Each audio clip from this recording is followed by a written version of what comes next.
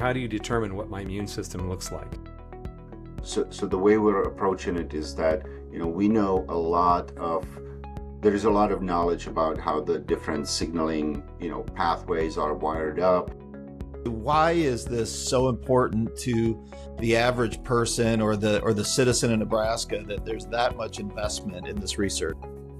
Dr. Tomas Helikar, an Eberhard professor and well-published research scientist at the University of Nebraska, is creating immune system digital twins, a computerized replica of the immune system that could speed research on autoimmune diseases, infectious diseases, and even organ transplantation.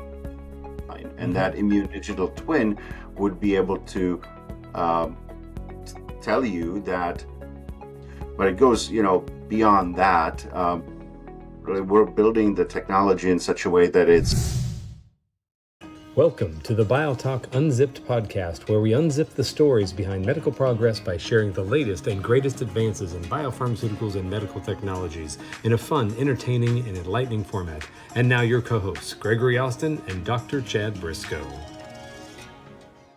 Hello and welcome to BioTalk Unzipped, where our mission is to unzip, unlock, and uncover the interesting stories behind medical progress. I'm your host, Gregory Austin from Kansas City. I'm a life science professional in the quality and regulatory consulting space for ECI. Along with me from North Carolina is my friend and co-host, Dr. Chad Briscoe. Chad is a bioanalytical scientific leader with Solarion, and we publish BioTalk Unzipped twice a month and bring experts from different corners of the pharmaceutical, biotech, and med device worlds to share their innovations, insights, career journeys, and personal stories to the show. Please be sure to subscribe, like, and comment on our episodes, and thanks for listening. Today on the show, coming to us from Lincoln, Nebraska, is Dr. Tomas Helikar. Dr. Helikar has a PhD in bioinformatics and system biology and is an Eberhard professor in the Department of Biochemistry at the University of Nebraska-Lincoln, and he holds courtesy appointments in the School of Computing, UNL, and the Department of Pharmacology and Experimental Neuroscience at the medical school. Dr. Helikar's research interests center around understanding how aberrant changes in the immune system's network result in disease and strategically develop more effective therapies to challenge these diseases. His team is developing an immune digital twin, a personalizable computer replica of the immune system. And this will be applicable to many immune-related conditions such as autoimmune diseases, infectious diseases, and cancer immunotherapy, as well as wound healing and transplantation. Tom, welcome to the show. How are you today? Thank you. Good. Thank you for having me here. Absolutely. So the latter part of your bio has me really excited. Your research program is incredibly fascinating, which is why we asked you to be on the show today. I can't wait to dig into some of the details. But quick question, what is an Eberhard professor? What does that mean? It's a professorship after a donor, or so universities have different professorships that are funded by alums or alumni of the university, and they then reward scholarship excellence or teaching excellence, service excellence. And so I've been honored to get that professorship last year. Congratulations. Nice. Thank you. Yeah, congrats. That's really cool. Wonderful. So it's our tradition here at BioTalk Unzipped to make a $100 donation to the charity of your choice. And you chose St. Peter's School in Lincoln, Nebraska. Why is this school so important to you? So our son goes there, and they've been just an incredible school that our son had some, health challenges, and they've been incredibly supportive. That I don't know that there are that many schools that would go to the extent that they have in supporting him and being able to excel. That's great. Yeah, we're delighted to have the opportunity to help out then and help out to thank you for joining us today for this conversation. So thank you really for appreciate it. making the donation. You bet. Really appreciate it too. Absolutely. And I'm also curious, as part of how you got started in your PhD, what is systems biology and why did you choose that? Yeah, great question. So I was a computer science and computer engineering major when I started my undergraduate degree, and I got to a point think it was my sophomore year in college, where I just realized, I really enjoyed programming and solving problems related to programming. But I realized one day that, what am I gonna do with my career, and my naive young mind, all I could imagine was that I'll be building software for banks, or and that just didn't seem very fulfilling, and exciting. And then I was taking this discrete mathematics class at the University of Nebraska in Omaha. And the professor one day came in and he's like, I'm looking for undergraduate students to help me with the research project. He just got NIH funding to basically build a mathematical model of signaling networks in fibroblast cells to study how cells use signaling networks to make decisions, to process information and make decisions. And I'm like, I know nothing about biology or biochemistry, Yeah. but sure, I'll try it. Yeah. And so when I got into the research, so I didn't know anything about biochemistry or signal transduction network or anything like that. But when I started working on the project, I basically was tasked with building a mathematical model of signal transduction networks. And so what I had to do is go to the literature and find, what are all the different signaling components, how do they talk to each other, and all of that stuff, and then describe them with mathematical equations. And then I realized, okay, well, how do we put this math into motion? How do we simulate that model? And so then I wrote a C++ simulator to simulate that model, and then as you're building the model, you collect all this information about the signaling pathways and the interactions and all of that stuff, and you have to kind of, the model got so complex, it had over 1,000 interactions in there. And so you have to, if you want to publish it, you have to keep track of those data to, justify why you built it the way you did it.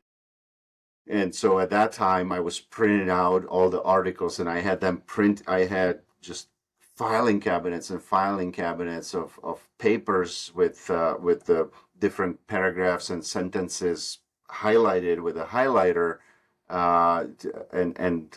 and they were labeled based on the signaling components. So I had a RAS or RAF file of papers and all of that, and I'm like, there has got to be a better way, digital way of storing that. So then I'm like, Right. okay, well, I'll develop a database to store all of these papers, and then it just one thing after Yeah. another, and I realized, maybe there is actually, computer science and programming could be applied to something more meaningful, and just kind of opened my eyes to this world of the intersection between computer science, mathematics, and biomedical research, and just completely changed my trajectory from computer science. And so I switched my majors to bioinformatics.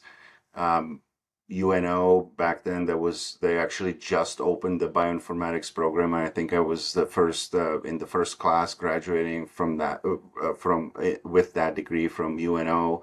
Do Wow. you mind me asking when that would have been? I'm curious to put some of these comments in context with the technology. Yeah, 2006 is when I got my undergraduate degree. Okay. Okay. Yeah. Yeah. So I think they started the program in like 2004 or 5. Yeah. Okay. Okay. Yeah. Yeah. Oh, that's So fantastic. and so that got me interested in this modeling of biochemical and biological processes. They're all just complex networks, and that's really, systems biology. That's what it is. It's understanding biological and biochemical processes as systems, rather than focusing on specific interactions or individual components in isolation. You put them together into the whole, or as large of a whole as you can, and then you study the dynamics of the system as a whole. Interesting. And so pull that all together, that idea of putting the computers, the bioinformatics, the computer systems, the mathematics into biological systems. Tell us more about how that intersects with your research program. What exactly is digital twinning, and how are you using this concept and technology? Mm-hmm. Yeah. So, over the last decade since I started doing this research, excuse me, we started. So when I started, I it was looking at just signaling networks in one specific cell type, um, and as in the last couple of decades, the technologies that have been emerging, you can collect, you can generate so much data nowadays across different processes, whether it's metabolomics or transcriptomics, at the cellular level. And so that has also given rise to new computational approaches and really goals and objectives in terms of how do we capture these data and how do we put these data into motion, because when we generate those data, they're static. You generate those data as a snapshot in a specific time, but biology, the human body, the immune system, they're dynamic. They change over time. They react to perturbations or disruptions of some sort, and that's difficult to capture with these static snapshots. And so the mathematical models allow you to put these data together and then poke and prod the model. Basically do virtual in silico experiments that you would do in the lab to understand the mechanism of a particular system or process. And so fast forward now, uh, with our interest is in the immune system, and when we think about the immune system, it's really a network of networks. It's you look at the CD4 positive T cells or any immune cell. You zoom inside and you've got complex metabolism, which is a complex network. You've got signaling networks. There are complex networks. You've got gene regulation, complex networks. They all talk to each other. They're all connected, and they are what tells the cell how to behave, how to respond to its environment. And then that particular cell talks to other cells. We've got uh, adaptive immunity, and all of these cells together give rise to an immune response. And so so we are building this multi-scale model that takes into consideration all these biochemical networks inside of individual immune cells, and then how those cells talk to each other, and all the way to the human physiology. And so that's the model aspect of it. And there's a difference between a computational model and a digital twin. The idea of the digital twin is that, or let me back up. Traditionally, computer model, you build it based on the data that are generated or published, and you parameterize it with those data, and then you do your in silico experiments, and you identify a drug target or compound or something, and then you do your wet lab research and proceed or not. With digital twins, the idea is that there is a continuous feedback loop to that modeled system. And so in this particular case, this multi-scale model of the immune system would have some sort of a feedback loop from the person that it's, whose immune system it is capturing. And so the idea is that we'll have a personalized immune system model, and that, as we go to our doctors, for regular checkups, or if we have a disease, we go more often. They take blood sample and give you a bunch of data. And so those data, being able to feed those back into the model, so that the model, every time you use the model, it's up to date and takes into consideration your current state of your physiology. Interesting. How far, let's say you're making a digital twin of me, and you're using information from, from my blood tests, and maybe it's going to be a larger spectrum than you normally would, at your annual physical. How far are you drilling down? I mean, are you looking at, looking at DNA, or how do you determine what my immune system looks like? Yeah, that's a great question, and we don't have a concrete answer yet. So we're in the process of building this model, which will be, you can think of it as a template model, generic sort of. So the way we're approaching it is that, we know a lot of um, there is a lot of knowledge about how the different signaling, pathways are wired up.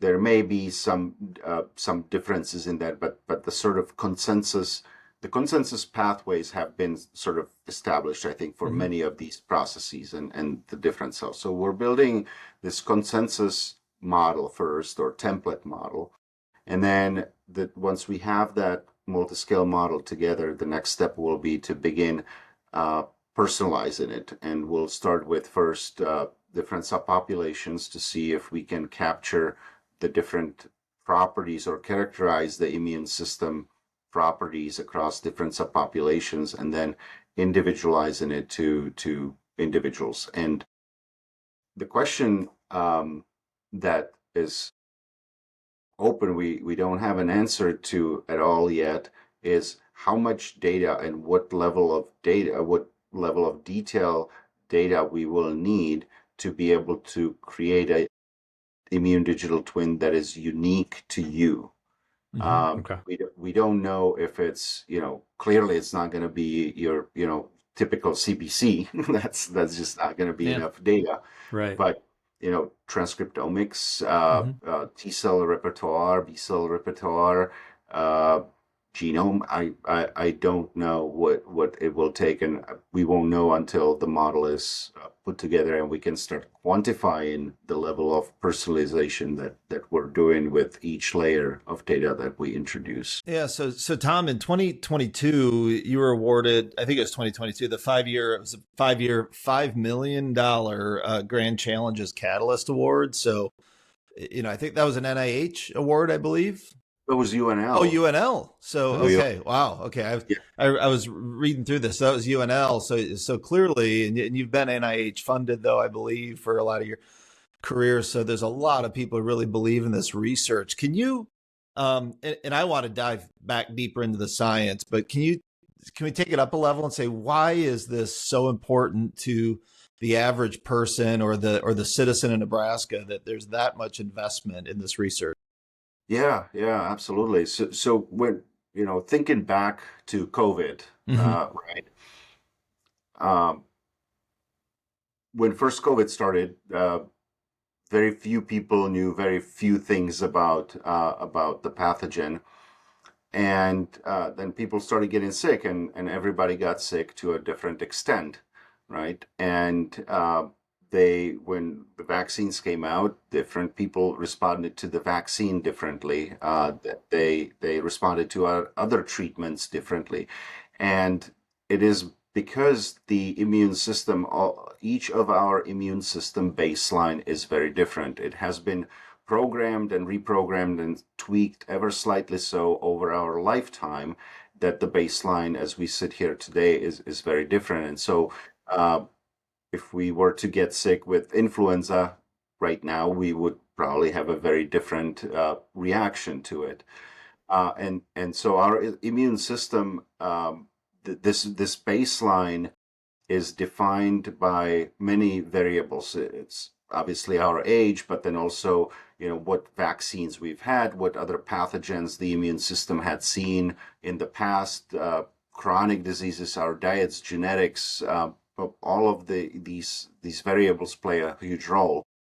And so imagine that at the time of COVID, you would have your personalized immune digital twin that would reflect your current immune baseline. And Mm-hmm. that immune digital twin would be able to um, tell you that when COVID came out, that your immune system is in a good baseline. Its propensity to clear the pathogen on its own is good. And so when you got sick, you may choose, okay, I know based on this immune digital twin that I'll be fine. I don't need to go to a doctor or to a hospital. On the other side, a clinician and, first responder during the pandemic, if they had access to the personalized immune digital twin for a patient, and the patient comes in, they look at it and they're like, okay, well, you'll be able to, your immune system is strong enough to clear the infection in an effective way in a reasonable amount of time. We don't have to admit you. And then they can sort of use it as a way to triage patients and, better utilize the hospital resources. But it goes, beyond that.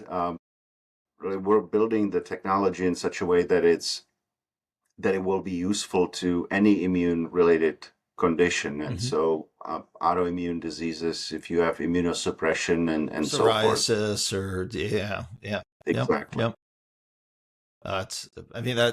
That's amazing. I mean, that really, like you say, that really brings it home. I think you also had some of your papers had referenced efforts in organ transplants as well, which certainly have a lot of immunosuppressive challenges. And I just imagine, being able to model yourself and you find yourself in the unfortunate situation to have an organ transplant and to be able to say, hey, this is going to work or it's not going to work. And it goes a level deeper than tissue matching that we do now, right? I can almost imagine where you're digitally, you're trying to see how twinny is my organ I'm receiving to my body. That's wow. Yeah. We're all sitting here smiling. We have a lot of, just listeners but we're all sitting here smiling because that's just so cool to think about what the direction that you're headed with this. So you're I guess then 3 years into your 5-year grant, that big one from UNL. So talk about the progress you guys made and where you hope to be in the next couple of years. Yeah, so we have built out all of these subcellular models, mechanistic models of signal transduction networks, very comprehensive models of signaling in 35 immune cell types, and modeling metabolism at the genome scale level. So hundreds, if not thousands, of papers and data that we've gone through to sort of curate and quality control, and that's another challenge. You look into the literature and there is a ton of data, but a lot of it unfortunately is not useful, and in the current state there has to be a lot of cleaning up of published data to make it useful. And so we've built these intracellular models, what happens inside the cell. And now we've developed a technology that allows us to now put it all together into basically actual behaving cells. And so that's what we're doing right now. And we're also working on tools that allow us to then bring in the clinical data, the patient level data, and plug it all in. And so I think I'm hoping that in the next 12 months or so, we would have the first, end-to-end prototype of the technology where we'll be able to start pushing data in, parameterizing the models, and seeing really starting to look at the questions. Okay, how much data are we now going to need to be able to personalize it and make it more unique to an individual person? Yeah. So Tom, you're not doing this on your average desktop computer, I guess. And we chatted about this once a year or two ago, I think, about just the one of your biggest, I think, barriers is just computing power, I believe. I mean, that would certainly be something I would think. So tell me about the type. Tell me about the type of computer you use to do this sort of modeling and simulation work. Well, so where the data or the computing intense part comes in right now is at the data processing level. So raw, because we take the raw, transcriptomics data, and then we process those, and we take those data and convert them into these models of metabolism, for example. And that takes a tremendous amount of computational power. And so we use the Helen Computing Center here at UNL to do the data analysis and to create those models. That's the Now, one. That's the one below the football field, right? correct, Yeah, correct. yeah, yeah, Yep, yep. yep, yep. Yeah. That's cool. The simulations now, the goal is so simulating some of these models, or many of these, the individual models of the individual processes, so metabolism and signaling, that doesn't take really much computational power. Okay. That simulation of that Yeah. model once is done in 10 seconds basically. Okay.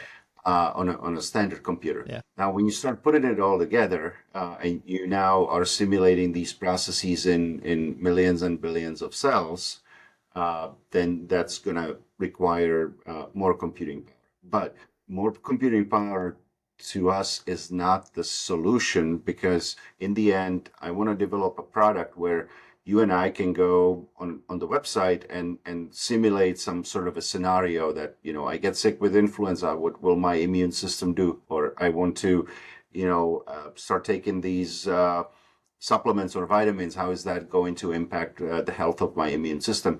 And we can't have the technology where you go in there, sort of ask this question, and then a week later you get the simulation results back. It has to be interactive. It has to be instant.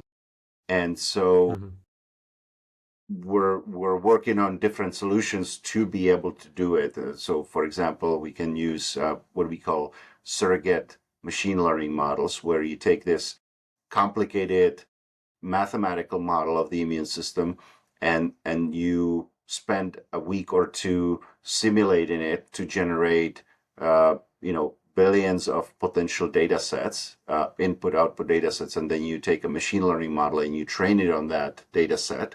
And so then when you have basically an end user using that immune digital twin, it's the trained machine learning model which can spit out the result instantly. So that's one of the approaches that we're taking. Wow. And I love that thought. And I had this vision of, in 10 or 20 years, when something like this is available, people having no idea what went into developing the technology, right? So somebody's just like, oh, I sent my, my whatever in and got my digital twin app, and I'm now paying $5 to find out what'll happen if I take the COVID vaccine. It's just, it'll be your life's work, and people take it for granted, which maybe is the biggest compliment in a way that you could possibly get, right? If we someday just took this sort of thing for granted, that would actually be a huge achievement for you, I think. Yeah. That would be amazing. Yeah. And then Greg and I will say, we knew this guy back when. So that's right. That's cool. That's cool. Okay. All right. There's more we want to dig in. We're going to take a little pause, and we're going to get into an article, and we're going to talk about new news. Excellent. The headline is Supplier Turned Partner, Twist Bioscience Joins Absci in AI Antibody Collaboration. So what happened is Absci, they're pushing the boundaries in AI-driven drug discovery, and they're doing this by partnering with Twist Bioscience, combining their technologies to accelerate antibody therapeutic design for diseases likely within immunology, dermatology, or oncology. Notably, Twist is breaking from its standard business model, and they're going to actually fund and invest into Absci and have a profit-sharing agreement there, I assume, committing its advanced gene synthesis technology to the collaboration, underscoring both companies' belief in the potential of AI in drug development. Additionally, Absci's recent successes include milestones with AstraZeneca for cancer treatment discovery, as well as a high-profile partnership with Memorial Sloan Kettering Cancer Center to develop AI-powered oncology therapies.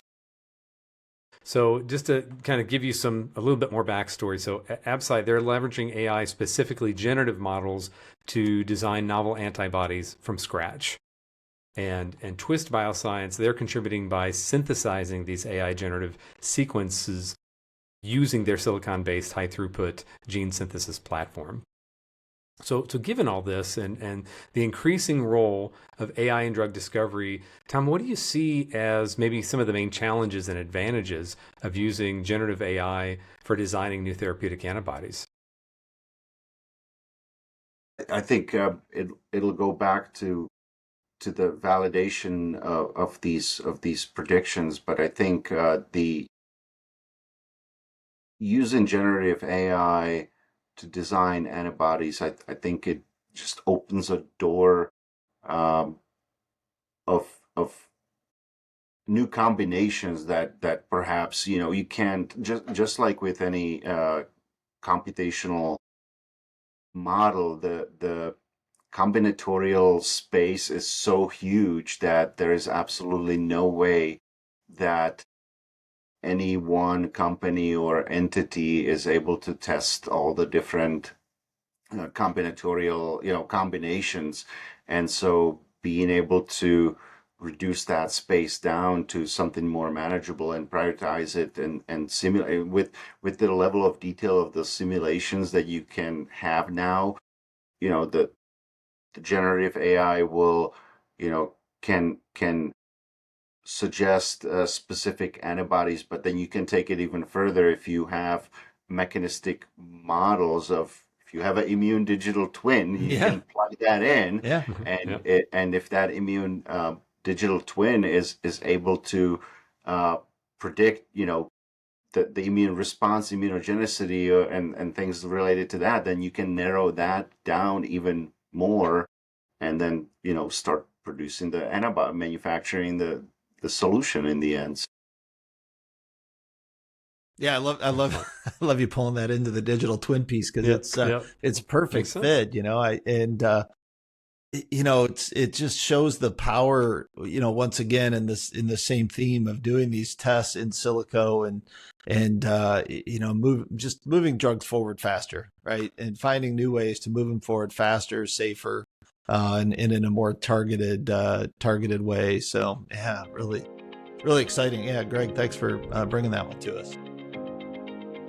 Thank you for listening to Part 1 with Dr. Tomas Helikar. Stay tuned for Part 2 coming on December 16th.